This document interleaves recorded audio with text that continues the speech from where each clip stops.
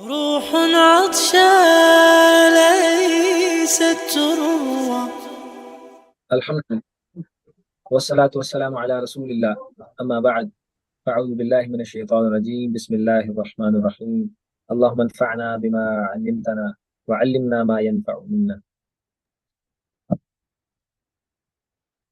غزوہ بدر کے بعد غزوات کی ایک بڑی لمبی فہرست ہے اور آپ سن کے حیران ہو گئے.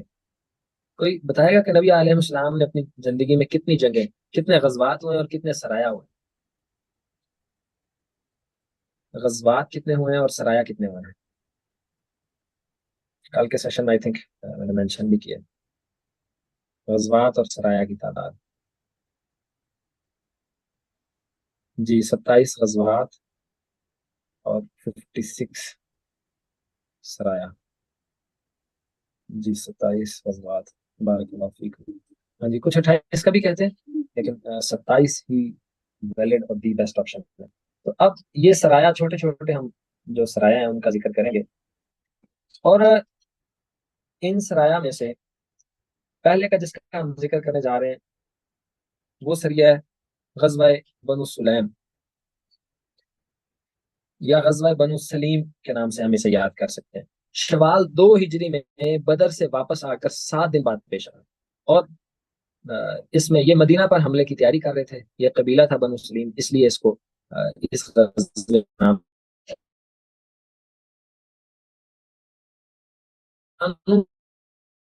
انفارمیشن اور انٹرسٹنگ ٹاپک ہے، بہت انٹرسٹنگ ٹاپک ہے. تو اونٹ مسلمانوں کے ہاتھ میں آئے.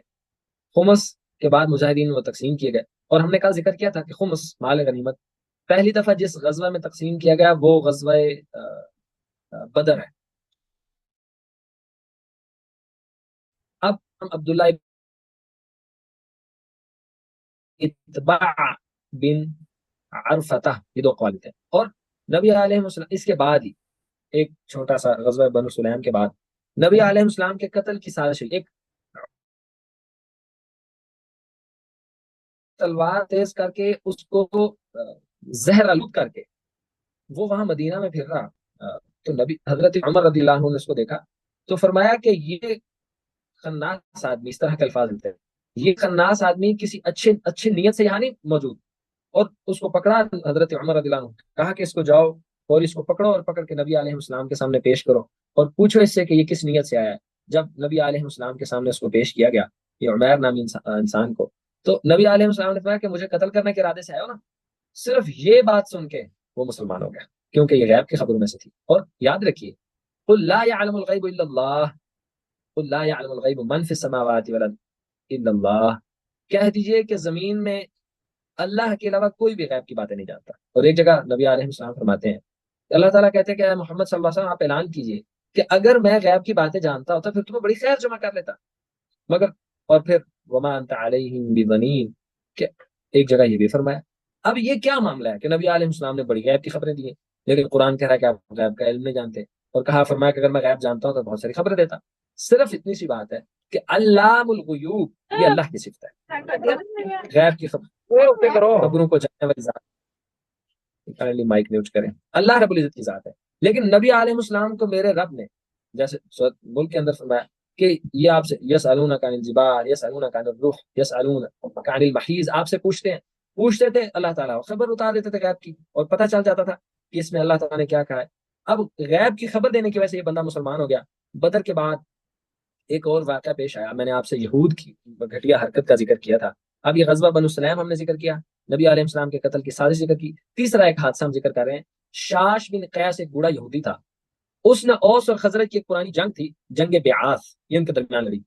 اب یہ شاش بن قیس نے اوس اور خزرج کے ساتھ مل کے جنگ بیعاث کا ذکر شروع کر دیا کہ آپ نے یہ کیا، آپ نے یہ کیا. اس بات پہ اتنے اوس اور خزرج آپس میں بھڑک اٹھے کہ جنگ کا خدشہ پیدا ہو گیا کہ آپس میں جنگ لڑ گئی. اب یہ یہودیوں کی شروع سے حرکت تھی مسلمانوں کو لڑانا. اس کا مطلب چاہے گھر کے اندر ہو، معاشرے کے اندر ہو، اسکول کالج یونیورسٹی میں ہو، کولیگس میں ہو، جابینز ہو، نان جابینز ہو، جو بندہ 2 مسلمانوں کو لڑانے کا کام کرتا ہے وہ یہودیوں کا کردار ادا کرتا ہے. اور مدینہ میں سب سے پہلے کس قبیلے نے عہد شکنی کی؟ وہ کس نے کی؟ اچھا بتائیں گے کل میں نے آپ سے یہود کے 3 قبیلے ذکر کیے، کوئی کائنڈلی بتائے گا؟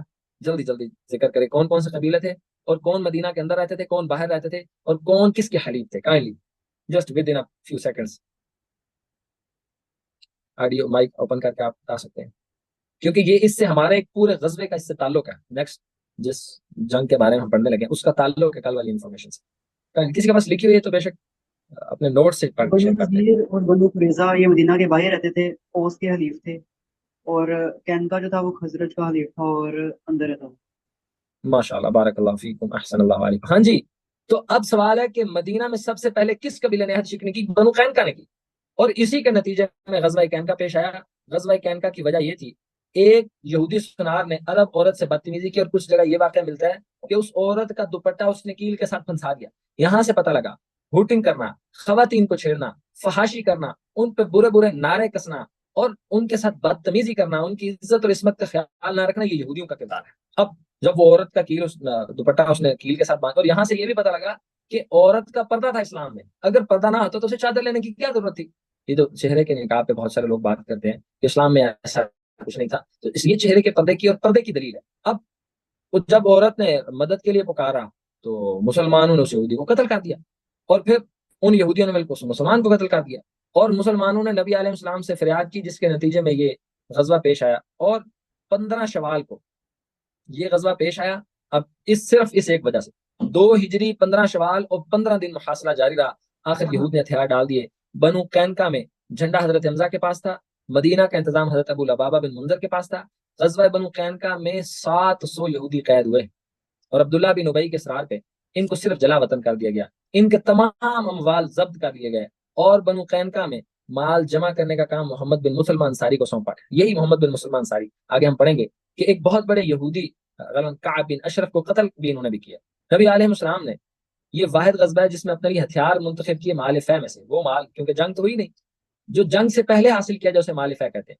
جب جنگ کے بغیر مال حاصل ہو تو نبی علیہ السلام نے کینکا میں سے 3 تلواریں, 2 زریں اور 3 نیزے اپنے لیے پسند کیے. اب آپ کو سمجھ آئے گی کہ یہ جو ہتھیار اور اوزار ہیں یہ مومن کا زیور ہوتے ہیں. میں آپ سے اگر پوچھوں, آپ میں سے کوئی ایسا ہے جس نے زندگی میں تلوار چلائی ہو یا تلوار اٹھائی ہو, کسی میوزیم میں ہی اٹھائی ہو؟ آپ نے گھر میں اٹھائی ہے؟ جی میرے پاس, میں نے آپ کو بتایا ایسا, آپ کو نظر نہیں آ رہا ہوگا, ایسا نہیں اٹھائی ہے جی تلوار. اور آپ میں سے کسی نے تلوار اٹھائی ہو, نیزہ اٹھایا ہو؟ نبی علیہ السلام نے فرمایا میرے رب نے ہم سیرت پاڑھی ہی اس لیے رہے ہیں, یہ اسوہ حسنہ ہے کہ نبی علیہ السلام زریں اور تلواریں اور نیزے پسند کر رہے ہیں, ہم پڑھی اس رہے ہیں. اور نبی علیہ السلام نے فرمایا کہ یہ ہتھیار مومن کا زیور ہوتا ہے. اور آپ یاد رکھیے, یہ جتنا کشمیر فلسطین کا معاملہ ہے, یہودی سارے ٹرینڈ اور سکلڈ لوگ ہیں. تب تک ان کو میٹرک کا سرٹیفکیٹ نہیں ملتا جب تک وہ پراپر آرمڈ فورسز سے ٹریننگ نہیں لیتے. یہ جی فاطمہ مقبول صاحبہ نے, فاطمہ نے تلوار جی میں نے بھی اٹھائی ہے, بہت بھاری ہوتی ہے. 3 جی ٹیکسٹ آئے ہیں, اور یہ فیمیلز کے ہیں, یہ امت مسلمہ کی بہنوں اور بیٹیوں کی ہیں. کوئی مردوں ایسا ہے بھی, کوئی محترم ایسا ہے؟ الحمدللہ ہمیں تو. اور اب آپ یہاں سے تصور کیجئے, یہ ایک یہ ہماری بڑی محترمہ کولیگ ہیں, یہ بنت محمد صاحبہ ہماری ایم فل میں کلاس فیلو, یہ ان کا بڑا پن ہے, یہ سیشن میں ہم ان کو ویلکم کہتے ہیں. اب آپ امیجن کیجئے کہ بہت وزنی ہوتی ہے. اب تلوار تو مومن کا زیور تھا, اور آپ نے اور ہم نے تو زیور اتارا ہوا ہے. جرم ضعیفی کی سزا مر کے مفاجات. پھر کمزور بندے کی سزا یہی ہے کہ اسے بار بار کاٹا جائے, اس کو ذبح اور قتل کیا جائے, اس پہ مضبوط اقوام کو مسلط کیا جائے. نبی علیہ السلام نے فرمایا جس نے نشانے بازی سیکھی اور سیکھنے کے بعد اس کو بھلا دیا, وہ میری امت میں سے نہیں, اور مومن کا زیور بھی ہے. اور فرمایا کہ میرے رب نے میرا رزق میرے نیزے کی نوک کے نیچے رکھا ہے. اور یہ ویپن کا ہونا یہ مسلمان کے لیے اعزاز کی بات ہے. اور یہ جو تلواریں آگے آپ پڑھیں گے حیران رہ جائیں گے آپ کیلکولیشن دیکھ کے. 9 کلو کی ایک تلوار ہوتی ہے, اور یہ صحابہ کرام گھوڑے کی پشت پہ لہراتے ہوئے جاتے تھے. میں کہتا ہوں آپ میں سے کوئی, ہم 3-4 دن ہائکنگ پر ہیں, تو یہ شاید آپ کو میری آنکھوں سے زبردستی لگ رہا ہو, بڑی مشکل سے سارے جسم کی تھکاوٹ مسل درد کر رہے ہیں. ہماری تو یہ کیفیت ہے, ہم تو گھوڑے کی پشت پہ 5 منٹ بیٹھ جائیں تو ہفتہ لڑکھڑاتے رہیں, صرف پتہ نہ لگے گا کس کس جوائنٹ میں اور جوڑ میں اور کس کس مسل میں درد ہو رہا ہے.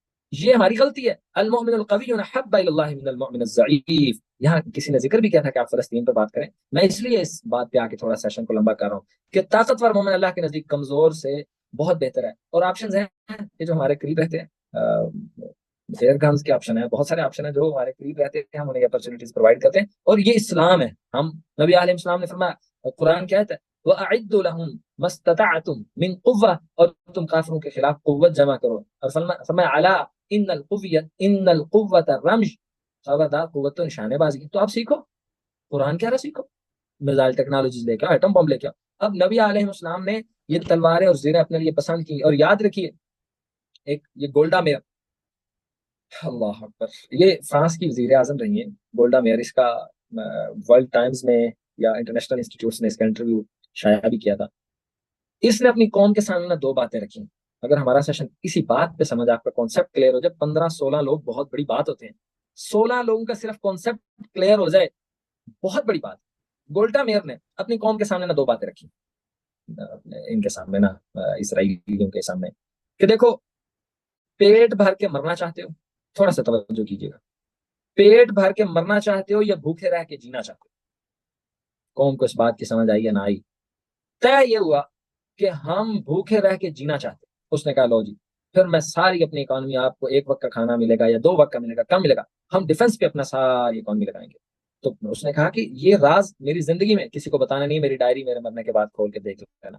تو بعد میں جب پتہ لگا، اور پھر پوری دنیا میں اس نے انقلاب برپا کر دیا، بڑی بڑی اقوام کو شکست دی، بڑے بڑے طاقتور ممالک کے گھٹنے ٹکوا دیے. بعد میں اس کے مرنے کے بعد جب ڈائری کھولی گئی تو کہتی ہے میں نے یہ رول مسلمانوں کے نبی محمد سے سیکھا صلی اللہ علیہ وسلم.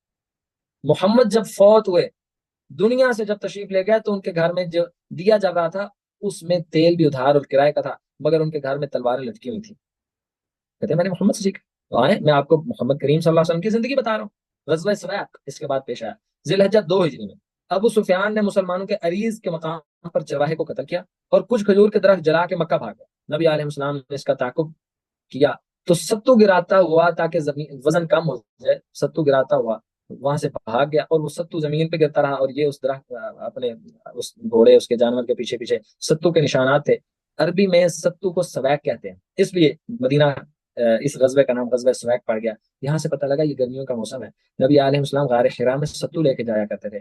تو یہ سنت مطہرہ ہے. اللہ تعالیٰ آپ کو موقع دے، آپ ان گرمیوں میں جامن شیری اور یہ مشروبات ٹینک ایسا نہیں ٹینک بتایا، اب ان چیزوں سے تو ہمیں بائی کاٹ بھی کرنی چاہیے، لیکن یہ ہمارے اس غزوے کا نام بھی ستو کے نام پہ ستو استعمال کرنا چاہیے. یہ بابر چیز ہے، اس کی وجہ سے اس کو کہا جاتا ہے غزوہ سویق. یہ 2 ہجری میں ہوا. اچھا، غزوہ ذی امر یہ کب پیش آیا؟ 3 ہجری میں یہ پیش آیا. بدر اور احد کے درمیان سب سے بڑا غزوہ تھا. مسلمانوں کی تعداد 450 تھی. مدینہ کا انتظام حضرت عثمان رضی اللہ عنہ کو سونپا گیا. اور ذی امر جاتے ہوئے جبار نامی آدمی کو گرفتار کر کے اس کے راستہ معلوم کرتے، اور محرم کا سارا مہینہ وہیں سے گزر گیا اور یہ لوگ فرار ہو گئے. یہ غزوہ ذی امر، غزوہ ذی امر یاد رہے گا، اور غزوہ ذی سویق. اب اس کے بعد یہ کعب بن اشرف، میں آپ سے کہا تھا اس کو محمد بن مسلمہ نے قتل کیا. یہ بھی اس کے درمیان ایک چھوٹی سی کاروائی آپ سمجھ لیجئے، ایک چھوٹا سا ٹارگٹ تھا. 2-3 صحابہ بھیجے، ان میں سے مصدقہ راجے کو لیے کہ محمد بن مسلمہ نے کعب بن اشرف یہودی کو ان کو قتل کرنے کا واقعہ بھی بہت شاندار ہے، بڑا مزیدار واقعہ. وہ قلعے میں داخل ہوئے، اندھیرا تھا، لائٹس بند تھی، پڑھنے کے قابل ہے. غزوہ بجران ربیع الاول 3 ہجری میں ہوا. ایسا کہہ رہا ہے کہ واقعہ سنائے، ہمارے پاس ٹائم تھوڑا ہے. 300 صحابہ کرام تھے، مگر اس میں جنگ نہ ہوئی. نبی علیہ السلام نے 2 ماہ ربیع الاخر اور جمادی الاولیٰ حجاز کے اندر یہ بجران نامی علاقے میں قیام کیا، پھر واپس تشریف لے گئے. اور اب غزوہ احد کے بارے میں ہم ذکر کرنے لگے ہیں. اب غزوہ احد کا نا سب سے پہلے سوال ہے کہ مال کہاں سے آیا؟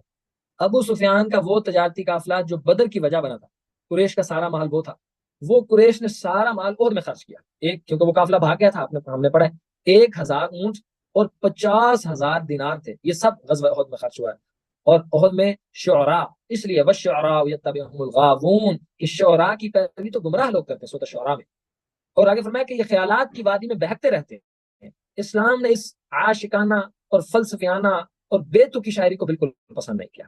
ہاں، نبی علیہ السلام کی شان اقدس میں نعت رسول صلی اللہ علیہ وسلم پیش کی تو اس کو پسند کیے، توحید کے اشعار کو پسند کیے، بہادری، جرت اور ہمت کے اشعار کو پسند کیے. تو غزوہ احد میں منافع بن عبد مناف، ابو عزا، ان دونوں کو صفوان بن امیہ لایا تھا، اور یہ شعر پڑھ پڑھ کے کفار کو بھڑکاتے تھے. اور 3000 غزوہ احد میں 3000 کفار تھے، 3000 ان کے پاس اونٹ تھے اور 200 گھوڑے تھے. اور مسلمانوں کی تعداد 1000 تھی، 100 زریں تھیں اور 50 تیر انداز تھے. یہ 7 شوال 3 ہجری میں ہوا. پہلے جتنے اوپر یہ غزوہ میں نے آپ سے ذکر کیے، بنو سلیم، نبی علیہ السلام کے قتل کی شہادت کی سازش، بنو قینقاع، غزوہ سویق، غزوہ ذی عمر، غزوہ بجران، حمراء الاسد اور زید بن حارثہ کا، اور محمد بن مسلمہ بھی بے شک آپ لگا لیں، یہ 8 چھوٹے چھوٹے بنتے ہیں۔ اسی طرح تو جا کے 27 غزوات اور 57 کے قریب سرایا بنتے ہیں، یہ سارے 2 ہجری میں ہوئے۔ اب 3 ہجری میں غزوہ احد ہوا ہے، اس میں یہ ان کی تعداد تھی۔ احد کی تہاری کے بعد مسلمانوں نے کیا کیا ہے، اہل مدینہ میں نبی علیہ السلام کی حفاظت کے لیے اقدامات کیے۔ رات کو مدینہ کے سرداران خود پہرا دیتے، اور سرداران میں ہم بار بار پڑھ چکے ہیں، سعد بن معاذ، سعد بن عبادہ، اسید بن حذیر، اور ایک عورت نے بعد میں اللہ تعالیٰ نے ان کو ہندا بنت عتبہ نے، جو ابو سفیان کی بیوی تھی، انہوں نے مشورہ دیا کہ نبی علیہ السلام کے والدین کی قبریں مقام ابوا پہ، ان قبروں کو کھاڑ دی جائے، ایک انتقام کی شکل۔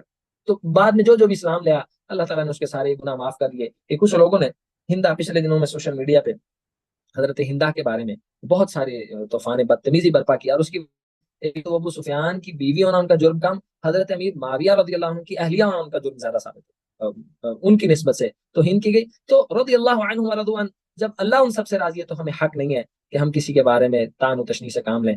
کس غزوے سے پہلے نبی علیہ السلام نے گائے ذبح کرنے کا خواب دیکھا، غزوہ احد، اور اس کی تعبیر یہ تھی کہ نبی علیہ السلام کا کوئی بہت قریبی شہید ہوگا، اور حضرت حمزہ شہید ہوئے، اور حضرت حمزہ کو شہید کرنے کے بعد ان کا کلیجہ چبا دیا گیا، اور اس کے پیچھے بھی واقعہ ہے۔ کلیجہ اس نے اس لیے چبایا وحشی نے کہ حضرت حمزہ نے وحشی کے چچا کو کسی جنگ میں قتل اور شہید کیا تھا، اور اس کے بدلے میں انہوں نے حضرت حمزہ کو شہید کیا، اور ہندا نے حضرت حمزہ کا کلیجہ چبا دیا۔ غزوہ احد میں مہاجرین کا علم یعنی جھنڈا مصعب بن عمیر کے پاس تھا، اور اوس کا اسید بن حذیر کے پاس تھا، خزرج کا خباب بن منذر کے پاس تھا، اور خزرج کے حلیف تھے، مدینہ کے یہود خزرج کے حلیف تھے۔ اور غزوہ احد کی تعداد آپ کے میں نے ذکر کر دی ہے۔ غزوہ احد میں 2 کم سن صحابہ کی اور خواتین کا ہم ذکر کرتے ہیں۔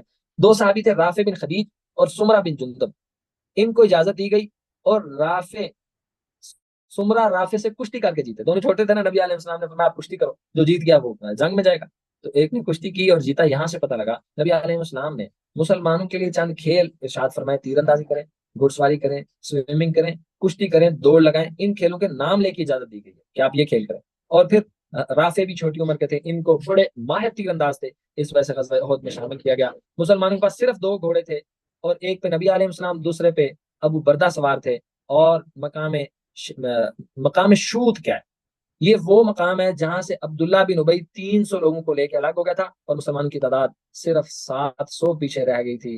اور احد میں حضرت یہ اللہ تعالیٰ نے ہمیں توفیق دی ہے، شاید ہمارے یوٹیوب چینل پہ بھی اس کی ویڈیوز پڑی ہیں، کہ عبداللہ بن جبیر کی ڈیوٹی کیا لگائی تھی، جبل رمات، یعنی احد 2 پہاڑ ہیں، اور احد وہ واحد پہاڑ ہے، نبی علیہ السلام نے فرمایا کہ احد ہم سے محبت کرتا ہے اور ہم احد سے محبت کرتے ہیں۔ اور جب مسجد نبوی میں موجود ہو بندہ تو بالکل سامنے ریڈ کلر کا احد پہاڑ نظر آتا ہے، اللہ تعالیٰ آپ کو لے جائے گا، ہمارے سیشن بھی آپ کو یاد آئیں گے، احد کے اوپر پہاڑ پہ جا کے دیکھا ریڈ اس کا کلر ہے، فرمایا احد ہم سے محبت کرتا ہے، یہ احد کا مقام ہے۔ اللہ تعالیٰ نے پہاڑوں میں سے بھی دیکھو جس کو عزت دینی چاہیے۔ اور پھر احد جبل رمات ہم نے اللہ تعالیٰ نے ہمیں دکھایا، وہ آپ جائیں گے انشاءاللہ، بلکہ آپ میں سے کوئی عمر پہ جائے مجھے ضرور بتائیے گا، میں وہاں آپ کو ضرور کسی نہ کسی اسکالر کی طرف ریکمینڈ کروں گا جو آپ کو پراپر وہاں گائیڈ کریں گے۔ تو جبل رمات میں آپ کو ایک ایگزامپل دے کے تھوڑا سمجھانے کی کوشش کرتا ہوں۔ اس طرح ایک میدان تھا، اس کا ایک ایسا کارنر تھا جہاں سے خدشہ تھا کہ دشمن حملہ کر سکتا ہے، اس پہ نبی علیہ السلام نے عبداللہ بن جبیر ان کی ذمہ داری لگائی، اور ان کے ساتھ 50 تیر انداز وہاں مقرر کیے، اور فرمایا، یہاں سے بھی ایک کانسیپٹ کلیئر کریں کہ نبی علیہ السلام کی نافرمانی اگر صحابہ کرام بھی ہوں تو ان کی فتح کو شکست میں بدل سکتی ہے۔ وَمَن يَعْصِ اللَّهَ وَرَسُولَهُ فَقَدْ ضَلَّ ضَلَالًا مُبِينًا، جو اللہ اس کے رسول کی نافرمانی کرے اس سے بڑا گمراہ کون ہو سکتا ہے۔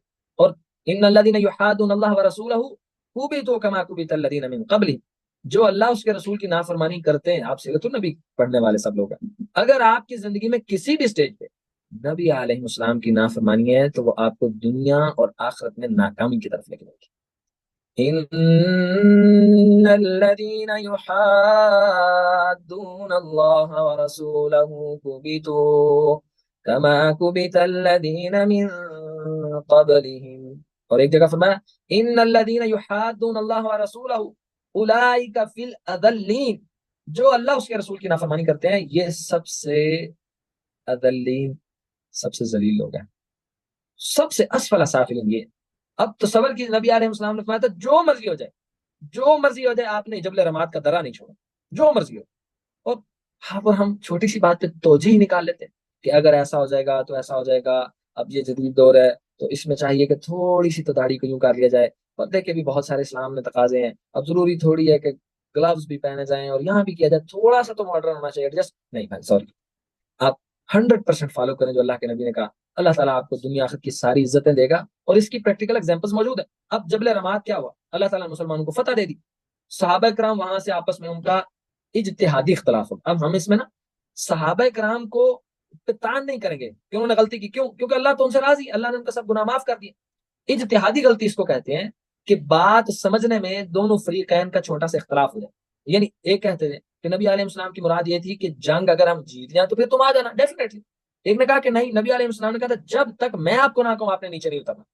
یہ اجتہادی غلطی یہ ہوتی ہے کہ جس میں دونوں آپشنز ہوں اور دونوں کے دلائل بھی ہوں، لیکن آپ جب عظیمت کی راہ اختیار کریں گے کہ ڈو ایز ڈائریکٹڈ 100% اس کو فالو کریں تو پھر آپ کامیابی کے راستے پہ چلیں گے۔ اب یہ جبل رماد سے کچھ صحابہ کرام نیچے اترائے اور عبداللہ بن جبیر وہاں رہے، اور پھر کیا ہوا کہ پیچھے سے خالد بن ولید نے حملہ کیا، اور زبردست حملے کی وجہ سے مسلمانوں کے پاؤں اکھڑ گئے اور اتنا نقصان ہوا کہ نبی علیہ السلام زخمی ہوئے۔ حضرت زبیر بن عوام کو اسی اس کی وجہ سے حواری رسول کہا جاتا ہے، انہوں نے عبد الدارہ کے طلحہ بن ابی طلحہ کو ان کو قتل کیا، اور نبی علیہ السلام کسی غزوے کے اندر ایک کافر کے پتھر پھینکنے سے دانت ٹوٹ گئے، اور اسی غزوہ کے اندر نبی علیہ السلام کے سر کے اندر کھوج کی کڑیاں تو نبی علیہ السلام کے اندر چلے گی، تو اور یہ احد کا میدان ہی تھا، کیوں یہ سارے، اور مصعب بن عمیر سے کیونکہ نبی علیہ السلام کی شکل ملتی تھی تو مصعب بن عمیر جیسے عظیم لوگ اس میں شہید ہو گئے، اور مصعب بن عمیر کی تو آپ زندگی آپ نے پڑھ رکھی ہے کہ نبی علیہ السلام کو جب دفنا رہے ہیں تو مصعب وہ اسلام کا شہزادہ جو ایک خوشبو لگاتا تھا تو لوگ دنیا کے محلے پہچان لیتے تھے کہ مصعب یہاں سے گزرا ہے، وہ مصعب جو کپڑے ایک دفعہ پہنتے تھے پھر نہیں پہنتے تھے۔ مصعب بن عمیر کو دفنایا گیا تو جب کفن چہرے پہ دیا جاتا تو پاؤں ننگے ہو جاتے، پاؤں پہ دیا جاتا تو چہرہ ننگا ہو جاتا، نبی علیہ السلام نے فرمایا چہرے پہ کفن دے دو اور پاؤں کے اوپر مٹی ڈال کے مصعب بن عمیر کو دفنا دیا جائے۔ یہ عہد کے اندر مسلمانوں کا نقصان ہوا، اور عبداللہ بن کمیہ نے تلوار ماری، اس سے نبی علیہ السلام کی کڑیاں کھوج میں گھس گئی، اور حضرت سعد بن نبی وقاص نبی علیہ السلام کا دفاع کر رہے تھے، اور یہی عہد کا وہ موقع ہے، نبی علیہ السلام نے کہا تھا سعد فدا کا ابی و امی یا سعد، سعد تیر چلاؤ میرے ماں باپ آپ پہ قربان، اور عہد میں حضرت طلحہ کو 39 زخم آئے۔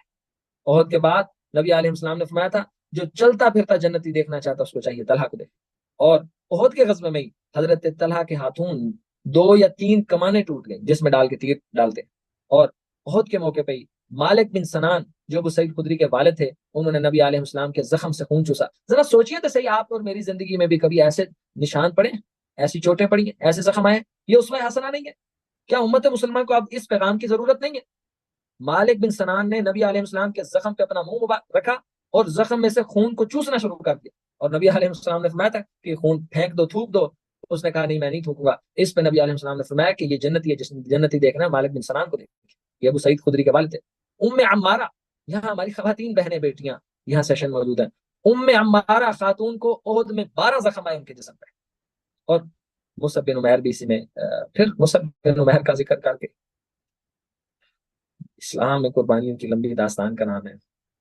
آپ سوچئے نبی علیہ السلام کا کتنا مقام اور کتنی شان ہے، لیکن اس اسلام کی سربلندی کے لیے نبی علیہ السلام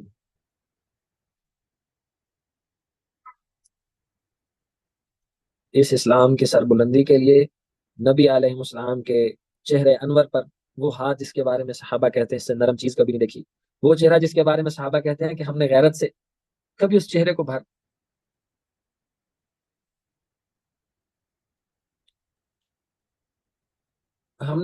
کبھی اس چہرے کو آنکھیں کھول کے نہیں دیکھ سکتے تھے، اس کی نورانیت ایسی تھی، اس چہرے میں لوہے کی کھوجیں اسلام کی حفاظت کی وجہ سے گھسی ہیں، اور آپ اور ہم آج بھی اپنے کمفرٹ زون سے نہیں نکل رہے، آپ اور ہم آج بھی اپنے بیٹوں اور بچوں کو غزوہ احد، بدر اور ان غزوات کا سبق نہیں پڑھا رہے، آپ اور ہم آج بھی سیرت مصطفیٰ کے قریب نہیں جا رہے، آپ اور ہم آج بھی مظلوم فلسطینی لوگوں کا صرف سٹیٹس تک نہیں لگا سکتے، آپ اور ہم آج بھی اس کی مقبوضہ فلسطین کی اشیاء کا بائیکاٹ نہیں کر سکتے، اسے اسرائیل نہیں کہنا چاہیے، مقبوضہ فلسطین کے اشیاء کا بائیکاٹ نہیں کر سکتے، آپ اور ہم آج بھی ان کے لیے دعائیں نہیں کر سکتے۔ یہ اسلام ہے، قل ان صلاتی و نسکی و محیای و مماتی للہ رب العالمین، اس اسلام کے لیے قربانیوں کی لمبی داستان رقم کی گئی ہے، اور سب ابراہیم نے، یوسف نے، نبی علیہ السلام نے بھی انتہا کیا. اور فرمایا لوگوں مجھے اللہ کے راستے میں سب سے زیادہ جھنجھوڑا گیا. یہ نبی علیہ السلام کا فرمان ہے.